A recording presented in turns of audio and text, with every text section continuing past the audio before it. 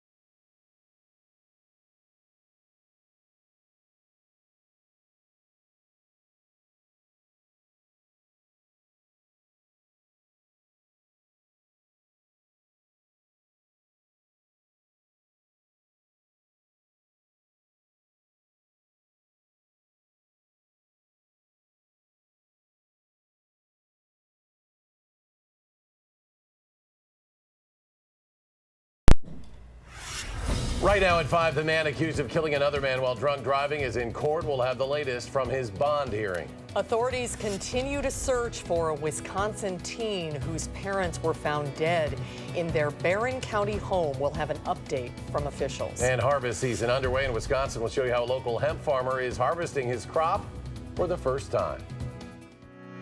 This is News 3 at 5. Thanks for staying with News 3. A cash bail of $35,000 has been set for the driver charged in a fatal car crash that happened over the weekend. The Dane County Sheriff's Office says Nicholas Hanley was drunk when he hit a car that was turning into a pumpkin patch. Hanley was in court this afternoon, and our Keely Arthur is here now with the details. Keely. Well, this isn't his first time being caught for drunk driving. However, it is his first time. Authorities say his actions turned deadly. Officials have identified the man who they say Hanley killed as Kevin Sylvie of Sun Prairie. The 60-year-old died at the scene. A passenger in the car was airlifted to the hospital. Hanley was arrested on suspicion of homicide by intoxicated use of a motor vehicle and 4th OWI offense. He has a lifelong history of drinking and driving, starting in 1993 and 2003. Both of those were first offenses because of Wisconsin's 10-year limit on counting. Hanley had a third offense in 2006, and of course the fourth was Sunday's incident. Hanley will have another court appearance within a week, where we will likely get more details on this very sad case. It is. Keely Arthur reporting. Keely, thank you. A Prairie du Sac farmer died after his clothing got caught in an auger. The Sauk County Sheriff's Department says the 50-year-old farmer was cleaning out a harvesting silo when his clothes got tangled in that open auger. Sauk Prairie and Sauk City Emergency Medical Services and the Baraboo Rope Rescue Team were called to this farm. This was near the intersection of Swiss Valley and Prairie Roads on Sunday night. The farmer died from his injuries. Officials are not releasing the name of the farmer until they've identified or notified all of his family members. Meanwhile, the search continues tonight for the teenage girl who has been missing from her Barron County home since early Monday. The deputies found her parents dead in that northwestern Wisconsin home. Jamie is considered missing and in danger. Our Jamie Perez has the very latest on an update offered by police in just the last hour. Jamie? So the Barron County Sheriff says that earlier reports of a possible sighting of Jamie in South Florida are not credible. Investigators with the FBI say more than 200 tips have come in related to her disappearance. The FBI is on this case. The Division of Criminal Investigation came in today to reprocess the crime scene, but nothing new turned up connected to the deaths of her parents or anything that would lead them to her. Investigators are asking that anyone with any type of information on the case come forward. They say they're in this search for the long haul. That's why we pleaded with you at 11 o'clock today to talk about behavioral changes in people that you don't really know that may have been involved in this crime, and that's the information we need. Like I said, we're over 200 tips, which is a great source, but we need those tips to come in. Jamie's out there. We want to find her, and that's our goal. Autopsies will be conducted on her parents tomorrow, now identified as 56-year-old James Kloss and 46-year-old Denise Kloss. It has been a particularly tough time for the school district. The superintendent describes Jamie as a quiet student who enjoys dancing and is on the cross-country team at her school. They are offering counseling on hand to help students who have been struggling since Jamie's disappearance. We'll hear from the superintendent coming up tonight at 6. All right, Jamie Perez in the News Center. Jamie, thank you. Let's get a check on the weather now. Dave Caulfield is in the Weather Center. Dave? Well, Susan, lots of sunshine throughout this Tuesday, and thanks to a southwesterly wind, temperatures have actually felt pretty nice outside in the 50s and even some 60s showing up across southern Wisconsin. Live looking Madison, the WISC-TV Skycam. Lots of blue skies still out there, down to 56 degrees, west wind at 9 miles per hour, so both the temperature and the wind have gone down just a little bit. Other temperatures still at 59 in Janesville, 56 in Watertown, 60 in Lone Rock, 61 in Boscobel, and 59 in Platteville. That's still about 10 to 20 degrees warmer compared to this time yesterday, and all that being helped ahead of a cold front by those southwesterly winds, gusty in some spots at about 10 to 20 miles per hour, and the breezy conditions will be with us tomorrow. But tonight, those winds should die down a little bit, and temperatures will dip through the 40s into the mid-30s by the time we start tomorrow morning. Coming up in just a few minutes, we'll talk about a bit of a temperature roller coaster and our next chance for rain in your first alert forecast. All right, Dave, thank you. The battle to be the education governor in Wisconsin continues tonight. The candidates and their supporters are touting competing plans. Political reporter Jessica Arp has the latest on how the candidates say they'll fund public schools. Jess? Well, yeah, this has become a conversation of funding public schools and whether or not taxes need to be raised to do it. In Janesville today, Governor Scott Walker pledged to fund public schools by 2/3 in his next budget, a proposal that State Superintendent Tony Evers had made in August of this year, and that a coalition of women touted at a news conference today. Tony won't just say he's an educational governor. He actually would be one. He has the record to prove it. His lifetime career of public service, working for students across our state, tells us everything we need to know about what kind of governor he would be. We're going to get back to 2/3 funding for our schools, and like Tommy Thompson did years ago, we can do that and still lower your property taxes for working families, for senior citizens, for family farmers and small business owners. That's the way you do it in Wisconsin. Now, when we asked today, Walker said he would largely use a surplus and, quote, good fiscal management to pay for an increase in school funding. Evers has called his plan tax neutral, although he would allow schools to increase revenue limits. And we know from polling this is an issue that is a key issue for voters in the state. In the last Marquette poll, 57% of voters said they would rather increase school spending than cut property taxes. The election 3 weeks from today. Thank you, Jess. Farmers around the state are harvesting hemp tonight, getting ready to send it off to processors in the coming weeks. A total of about 1,850 acres of hemp were planted this year. Back in May, News 3 brought you the story about a man from Mount Horeb growing hemp for CBD. Our Rose Schmidt was there as he harvested those plants for the first time, and she explains what's next for this crop and those hoping it will change their lives. Ooh, that's a nice one. You can see it. She doesn't want to touch her phone because it's get all sticky. You can feel its resin. You can even hear the sounds. There you have it. Of hemp harvests underway in the state that was once the nation's leader in hemp production. Hemp is open, thanks to Governor Walker. This is the first year farmers have been able to grow it legally in Wisconsin since 1957, after Governor Walker signed a bill creating a hemp pilot program last year. It's new. And John Eichhorst is taking advantage of it. It was fun. It was fun working the greenhouse. Man, they just grow so fast. John and his wife Katya planted half an acre. So this year has been tough because it's, as you know, it's been rainy. In between working their day jobs, it's been a lot of work. They turned harvesting into a hemp party, calling in reinforcements. The flower, that's what you want. These leaves we're just putting on the floor. Nobody, there's not a market for that. After that, they hang the plants up to dry. There, I think that one's about ready to hang. The state came and tested their plants to make sure they had less than 0.3% THC, the psychoactive drug in marijuana. Yeah, so far so good. And this is what a much larger scale operation looks like, starting at 35 acres with now just 4 or 5 more left to harvest. At a time when the state is losing hundreds of dairy farms, Mark Hubbard is now using this one in Monroe to operate his hemp business. You have to tend to these like it's a vegetable garden. Mark spent several years in Washington state growing hemp and moved to Wisconsin after the pilot program was created. We've been doing this for 3 weeks, harvesting 14 hours a day, 7 days a week. He has a license to both grow and process hemp. He bought a processing facility and is working with 5 farmers. His plants will be extracted for CBD. That'll be used for lotions and different products in the marketplace. And those are products you could see on the shelves as soon as January, using hemp grown here. It's really going to be a huge job growth within the state. From Greene County to Dane, farmers are growing hemp for different reasons. Some, like Mark, spending more than $100,000 on it. Others, like John, just hoping to put their land to good use.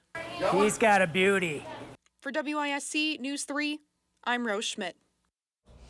And some good news for people who use CBD oils and lotions. Mark says in a few years, the cost of those products will likely decrease because much of the hemp will be grown locally instead of in other states. A resource center for people experiencing homelessness in Dane County is celebrating its anniversary. The Beacon House is celebrating 1 year of service. CEO Jackson Fonder says before they opened their services to the community, Beacon thought it would serve around 130 people a day. But now he says they see anywhere from 180 to 230 daily. We've got 17 other nonprofit partners in the building helping us out. So when folks come in and utilize the Beacon, it's more than a cup of coffee or a shower or a load of laundry. They're able to go upstairs and meet with those partners. Fonder says since the beginning of the year, the Beacon has helped 200 people get jobs and 100 people have received housing. They're also looking for donations and volunteers. If you'd like to help, head to thebeaconhelps.org. Gio Gonzalez will take the mound for the Brewers tonight against the Dodgers. Game 4 of the National League Championship Series. Rich Hill will be the starter for the Dodgers. Last night, Brewers beat the Dodgers to go ahead in the series 2-1, 4-0 your final last night. This big 2-run shot from Orlando Arcia. First pitch for Game 4 underway tonight, 8:09 Central Time. You can see it on FS1. The winner of the series will head to the World Series and play either the Astros or the Red Sox. Today on Wall Street, the Dow with a big day, up almost 550 points. The Nasdaq up 215, the S&P up almost 60, and that is a rebound since last week when the Dow dropped 1,300 points in just 2 days. Experts say they oftentimes see investors who get fearful when the stock market takes a dive like that and they pull out of their investments. Then when the market starts rising, they get greedy and want to buy back in. Even if you're not sure about the market, experts say the best thing to do for yourself is diversify. Mark Farnan with Retirement Incoming Planning encourages you to be moderately aggressive in your investing style. So that even some sectors of the market might be doing poorly and other sectors might be doing well. So if you're broadly diversified, you can kind of like a teeter-totter, have some values going up and maybe some that are depressed, but overall you should be making a decent rate of return.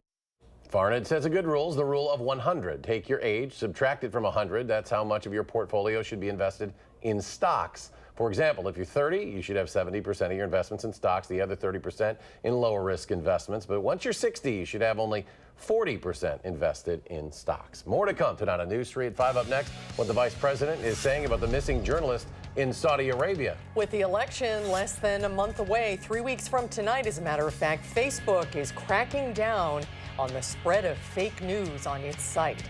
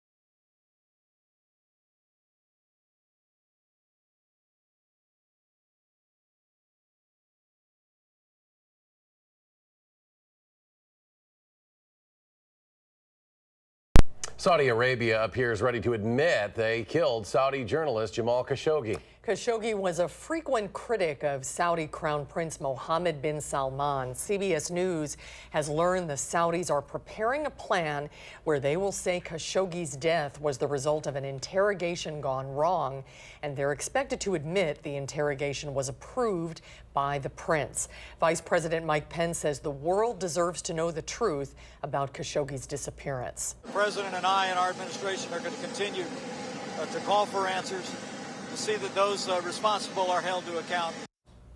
President Trump tweeted, "Just spoke with the Crown Prince of Saudi Arabia, who totally denied any knowledge of what took place in their Turkish consulate.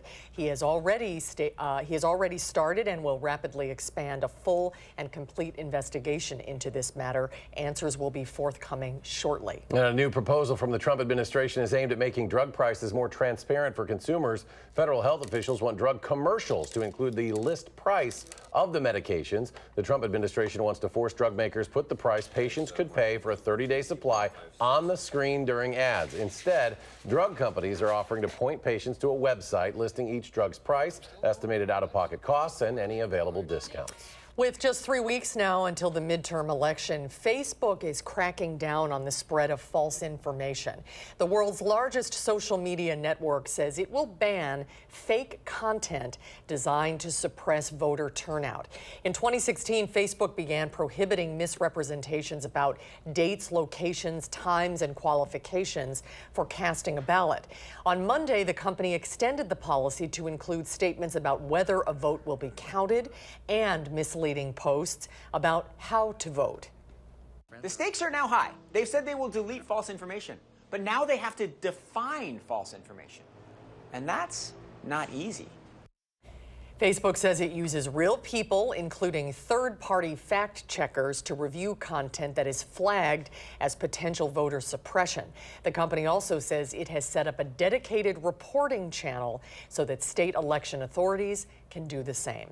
All right, kind of a breezy, again, a bit of a cool Tuesday evening. Let's go to Dave Caulfield on the backyard patio. Dave? Yeah, probably should have grabbed the jacket out here because the breeze is making it feel a little bit cooler outside. But overall, the sunshine is definitely helping things out. We're about 10 to 20 degrees warmer compared to this time yesterday, so I guess we'll have to take it. Not too many clouds really at all today across much of the state of Wisconsin. Any clouds limited to really the Northwoods and really the northern tip of Wisconsin. And we're not seeing too much on Doppler track as well. And I think that will be the case until we get to the start of the weekend, where a few chances for showers are possible, even a few flurries not out of the question. Downtown Madison on the Edgewater Skycam, looking at those mostly sunny skies. The almanac for today, 57 degrees, our high, so just a touch above, or below, I should say, normal for this time of year. And if tomorrow ends up being below normal, which all indications are pointing towards, that will be 7 straight days of below normal temperatures in Madison. Highs today, just a little bit below normal, as I mentioned, 57 in Madison. We did reach the 60s in Lone Rock, Boscobel, and Platteville. Others were stuck in the mid-50s. But October overall has really been a roller coaster of temperatures. When it's been warm, boy, oh boy, has it been warm, and it has been chilly at times as well.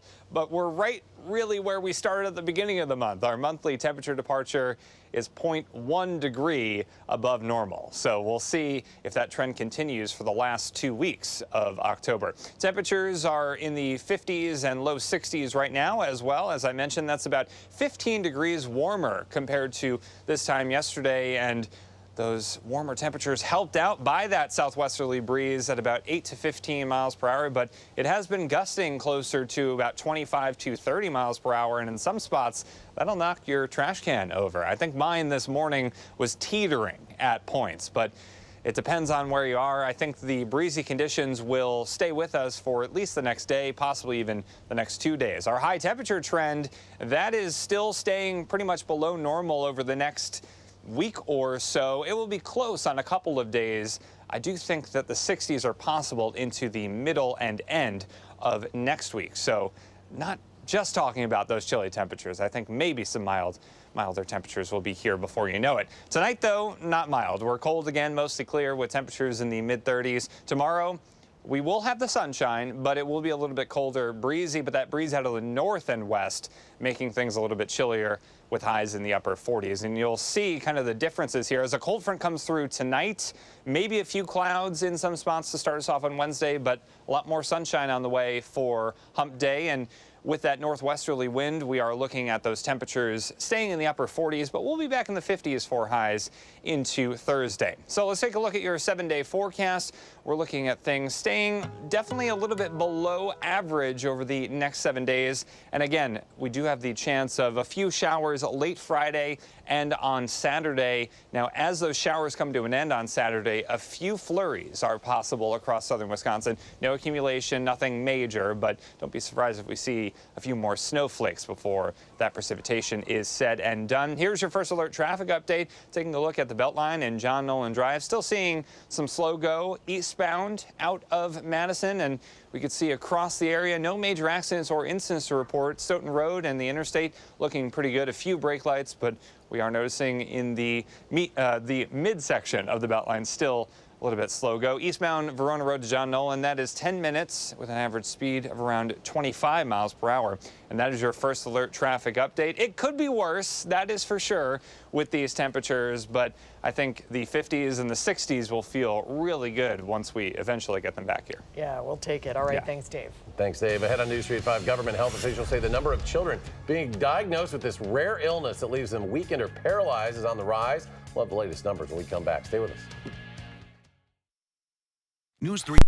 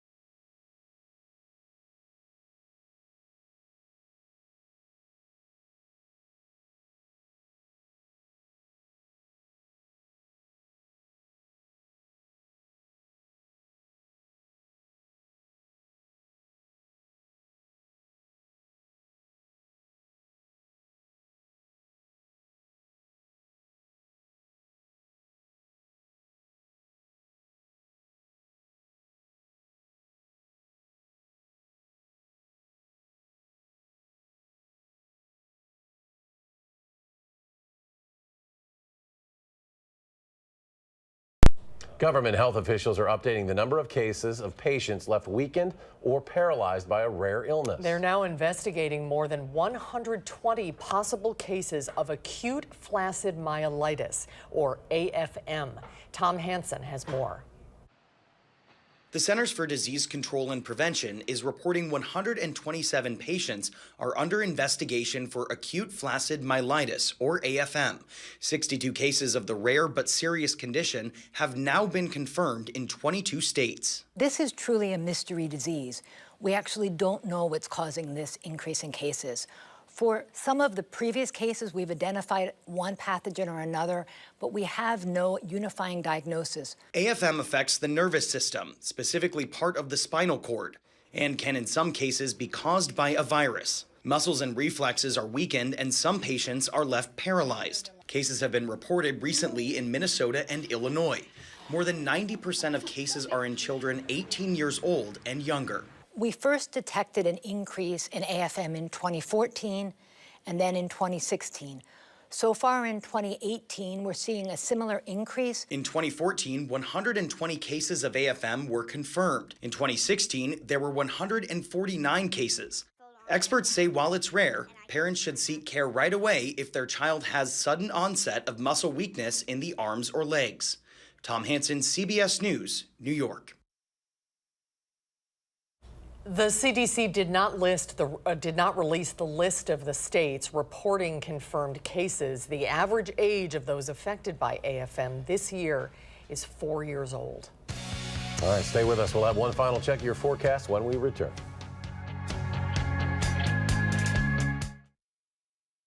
My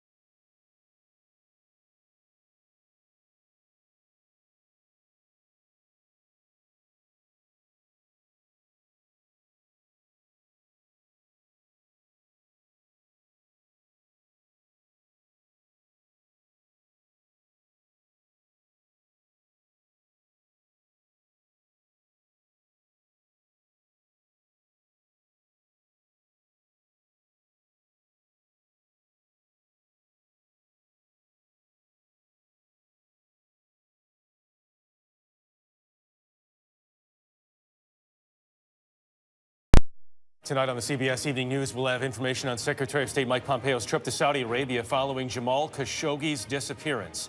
The CDC says there's been a spike in a mysterious polio-like illness affecting children, and these classmates get along like family because they are. On tonight's CBS Evening News. Finally at 5, a huge underground discovery by scientists in Norway. Archaeologists used a high-resolution ground-penetrating geo-radar and found a rare buried Viking longship. The nearly 66-foot-long ship is buried less than 2 feet below the topsoil, and the radar data indicates the ship is at least partially preserved. According to the Norwegian Institute for Cultural Heritage Research, only 3 other well-preserved Viking ships have ever been discovered in Norway. Experts won't immediately unearth the ship, but they will digitally map the site. They also found the Viking Super Bowl trophy down there. Oh, wait, you don't have one of those. All right, let's go to Dave. That's cold, like it will be tonight, because with these clear skies, temperatures will continue to drop through the 50s into the 30s by tomorrow morning. All right, Dave, thank you. We'll see you in 30 minutes for News 3 at 6. CBS Evening News is next.